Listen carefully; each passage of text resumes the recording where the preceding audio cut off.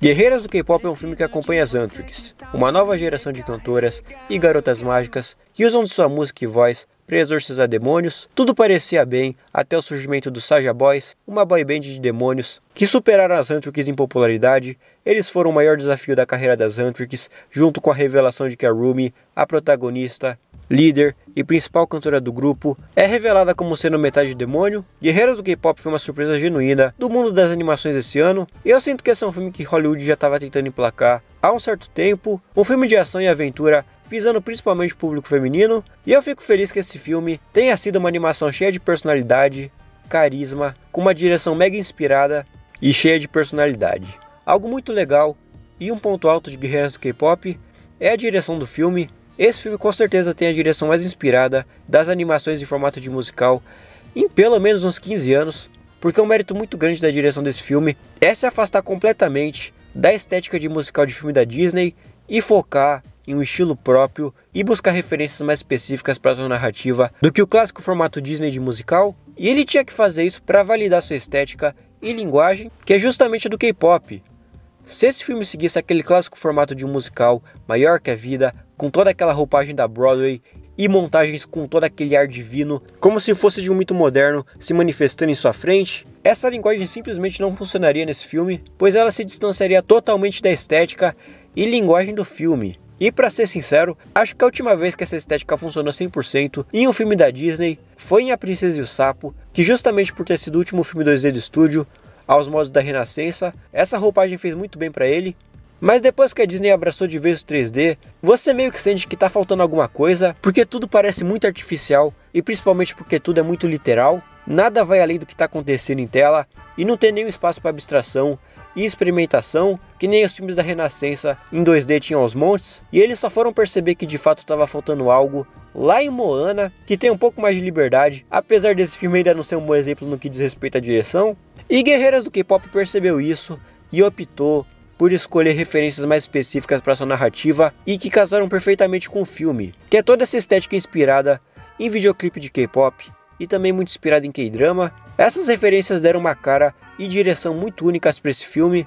Quase todos os números musicais do filme têm essa montagem de videoclipe e também de performance ao vivo, onde os personagens dançam e performam a coreografia enquanto eles cantam, além dos momentos mais intimistas e dramáticos do filme, que se inspiram bastante em K-drama, onde ele fica com essa roupagem mais dramática e até novelesca, mostrando que o filme sabe incorporar muito bem sua estética em sua narrativa. Eu acho que o único musical, além de Guerreiras do K-pop, que conseguiu fugir dessa roupagem da Renascença da Disney e apostar em uma identidade mais única foi justamente Encanto, que ele tem toda essa cara teatral, onde tem mil e uma coisa acontecendo em cada número musical, nenhum personagem fica parado em cena e eles se comportam como se eles estivessem sob 3 paredes, como se tivesse uma plateia constantemente olhando para eles. Além de que eles também performam a coreografia da música ao vivo, então por isso mesmo ele é bem frenético, porque por ele justamente ser teatral, os, entre aspas, atores não podem perder tempo e tem que aproveitar cada segundo de sua performance em palco, e é sério, Encanto é um filme bem mais esperto do que a maioria das pessoas reconhecem. Mas enfim, além dessas referências a videoclipes de K-pop e a K-drama, algo muito divertido nesse filme são as referências a anime, que ele incorpora muito dessas sacadas de humor de anime em sua narrativa. Anime trabalha muito com humor de reação, então por isso mesmo ele tem muito desses momentos mais cartunescos, onde os personagens mudam de forma em prol do humor, e esse filme pega isso e eleva para quinta potência. Mas não só de humor esse filme vive, ele também é muito inspirado no Mahou Shoujo, o clássico subgênero da garota mágica, e as Antrix nada mais são do que garotas mágicas que exorcizam demônios com sua voz. Mas não só essa parte da magia, tudo isso de garotas jovens que são escolhidas para combater o mal e que tem que conciliar sua vida normal com a de caçadora. Tudo isso é bem recorrente no Mahou Shoujo, e todas as inspirações do filme para compor sua narrativa o deixam com uma cara muito única, e com certeza é a melhor animação musical, pelo menos dos últimos 15 anos, e isso porque eu só falei da direção do filme e mal comecei a falar das técnicas de animação que são belíssimas. E para ser sincero, nem tem muita coisa para eu falar sobre.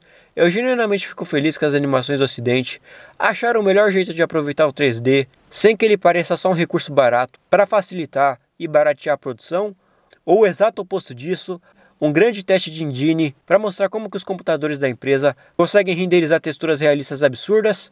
Em outras palavras, eu fico feliz que o 3D não é só mais uma alternativa barata para animações plásticas e bizarras, e que ele também não é mais um grande laboratório para renderizar animações fotorrealistas com visuais impressionantes, mas extremamente entediantes e pouco inspirados. Agora eu percebo que o 3D é justamente usado para dar vida a diferentes estilos de animação, sempre abrindo muito espaço para abstração e experimentações que só o formato de animação pode proporcionar, o que é extremamente refrescante em relação ao formato de animação ocidental dos últimos anos, fotorrealista e extremamente literal em suas técnicas e visuais. Alguns chamam isso de aranha-versificação das animações, eu já devo ter falado algo parecido em algum vídeo passado, mas eu não acho esse termo apropriado, porque primeiro que esses filmes não parecem nem um pouco com Aranha-Verso, cada um deles tem seu próprio estilo, e eu sinto que as pessoas têm essa impressão, porque Aranha-Verso foi de fato quem mostrou o caminho para as animações 3D.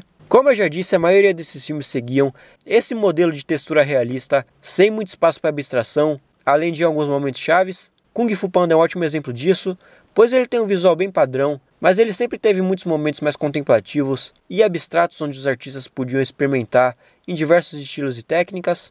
Mas a Aranha-Verso foi de fato quem mostrou o caminho para as animações 3D, foi ele que mostrou ao mundo que a animação 3D também pode usar todo o potencial de abstração que o formato de animação concede em sua narrativa visual como um todo e não só em momentos chaves.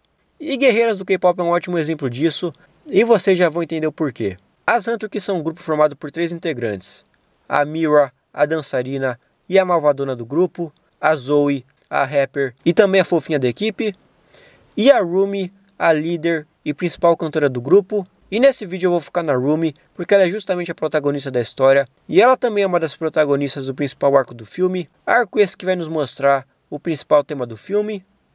E apesar da Rumi ser a líder da equipe, ela também é a mais misteriosa do grupo, sem pai, sem mãe, sozinha. Rumi foi criada pela parceira de palco da sua mãe, que fizeram parte da última geração de caçadoras, que no caso é a Celine. Rumi foi criada completamente diferente de suas companheiras para ser uma caçadora e cantora perfeita. Inclusive, algo que eu não falei até agora é que além de matar os demônios, as Hantuki também têm a função de manter o Rumum, uma barreira mágica que impede os demônios de saírem matando todo mundo por aí. E tudo isso é contado e estabelecido no começo do filme, para a gente conhecer a proposta do filme e também para a gente achar que a Rumi é só mais uma cantora e caçadora, assim como a das outras gerações, onde esse papel dela e de suas companheiras é afirmado e estabelecido pela música do começo do filme. Só que aí que tá, Guerreiras do K-pop é um filme sobre descobrimento pessoal, identidade. E é óbvio que as coisas não seriam tão simples assim. Uma das habilidades dos demônios é se disfarçar de seres humanos, mas essas transformações têm uma brecha muito grande.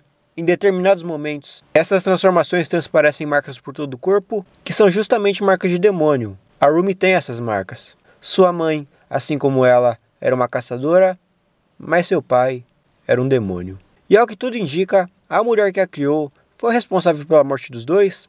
Quer dizer, eu não sei, eu tenho a impressão de que o filme deixou isso implícito, mas algo que eu também percebi é que esse filme tem um corte muito destacado, e eu tenho certeza que essa personagem teria muito mais destaque no corte original. Mas quem sabe isso seja relevante e desenvolvido em uma continuação, vai saber?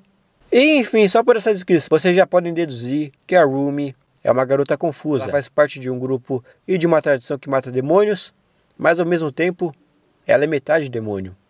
E ela teme a reação de suas companheiras quando elas descobrirem tal segredo. Então, afinal, quem é a Rumi? Uma cantora? Uma caçadora? Ou uma demônio? Essa é a jornada dela ao longo do filme, e toda essa confusão só aumenta quando a voz dela começa a falhar. Eu creio que isso seja por conta do estresse de ter que esconder esse segredo, mas essa confusão aumenta ainda mais com o surgimento dos Saja Boys.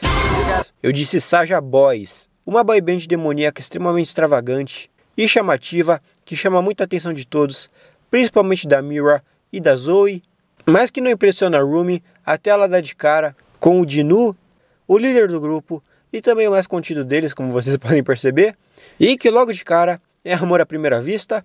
Eu tô falando, é o típico dilema de uma garota mágica. E assim como eu só vou me atentar a Rumi no que diz respeito às Huntrix, eu também só vou me atentar ao Jinu no que diz respeito aos Saja Boys. Mas se eu tenho algo a elogiar sobre os Saja Boys, é a respeito do character design deles em suas formas originais, que são simplesmente muito legais, onde eles são fortemente baseados em Josung Saja, uma figura da cultura coreana que guia as almas, o que reforça aquilo que eu falei, que esse filme buscou referências mais específicas a respeito da cultura coreana para sua narrativa, o que fez muito bem para ele, seja por sua história, ou até pelos designs dos vilões, que são simplesmente muito legais.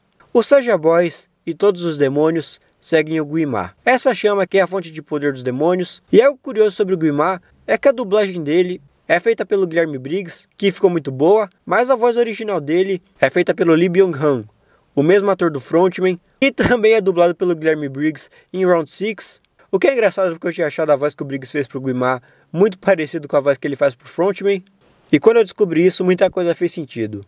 E enfim, após o fracasso de Demônio após Demônio, o Guimá teme o que pode acontecer com ele após as Huntrix conjurarem um Rumum, e é nisso que a gente conhece o Dinu e o seu plano de criar uma concorrência para as Huntrix, os Saja Boys. E enfim, o Dinu faz um pacto com o Guimá. Ele teria de derrotar as Huntrix em troca dele apagar as vozes e memórias que atormentam sua mente.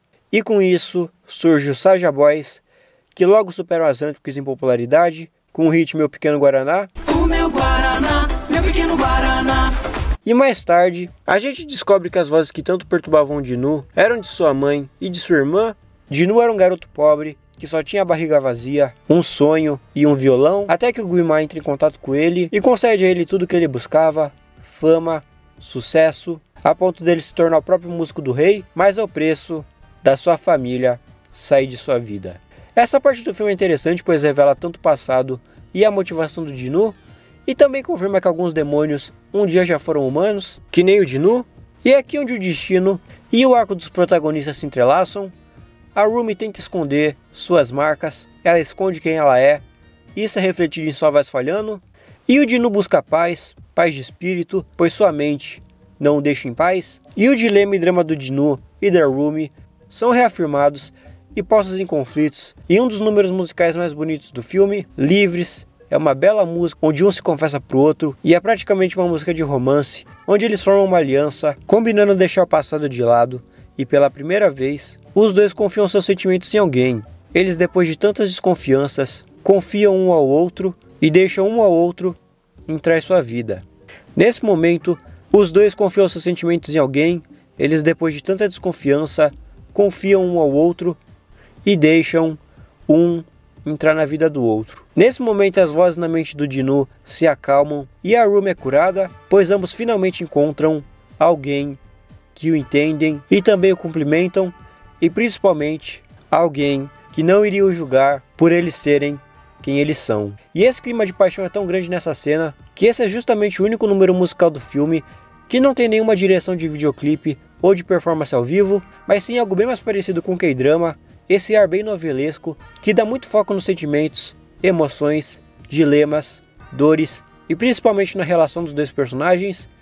Isso é uma sacada muito inteligente por parte do filme, pois como em um videoclipe ou em uma performance ao vivo sempre vai ter alguém assistindo, ela precisa sempre ser muito gritante, chamativa e performática, pois sempre vai ter um espectador e eles precisam chamar a atenção desse espectador. Já esse número musical é especial porque ele justamente abandona tudo isso, porque a direção do filme entende que essa cena é só sobre esses dois e ponto. Então toda aquela performance artificial de videoclipe e de show ao vivo para agradar os fãs vai embora, para esses personagens finalmente poderem ser sinceros e se abrirem um com o outro, o que faz com que a cena passe muito bem a ideia de intimidade e principalmente sinceridade. A Rumi e o Dinu finalmente são sinceros, finalmente falam tudo o que pensam, e isso cura um ao outro. Essa era a direção desse filme, é absurda. Essa é realmente a cena mais linda e a melhor cena do filme. Mas as coisas com certeza não seriam tão simples assim. Aqui a gente descobre a verdade sobre o passado do Dinu. A família dele não simplesmente desapareceu de sua vida, ele mesmo teve que expulsá-la. Uma vida de riquezas e fama ao preço de abandonar a própria família, e era exatamente isso que tanto perturbava sua mente. Então quando o Guimá o faz reviver essa cena de novo, o Dinu não se vê com outra opção a não ser seguir o plano do Guimá. E depois de muita treta e confusão, o Dinu acaba se sacrificando para salvar a Rumi, pois ele entende que estar com ela é o que de fato curou, pois no momento que o Dinu ajuda a Rumi brilha, o brilho dela salva as pessoas e coisas boas acontecem. E essas coisas boas o fazem superar o seu passado. E é sabendo disso que ele se sacrifica e morre feliz e em paz de estar ao lado da Rumi. É deveras emocionante e com certeza é um filme muito bonito. É de fato um filme muito bonito. Inclusive uma coisa que eu queria muito comentar a respeito da performance final do Soulja Boys na música Seu Astro é que toda vez que o instrumental da música dropa, em vez de ser uma simples batida, é o fogo do Guimá se espalhando pela realidade e também pela própria música. Então por isso mesmo que todo o drop do instrumental é o fogo do Guimá se espalhando pela realidade. E eu achei esse detalhe muito interessante desde que eu ouvi essa música pela primeira vez. A direção desse filme é muito esperta, não tem como. Enfim, é isso. Espero que tenham gostado do vídeo.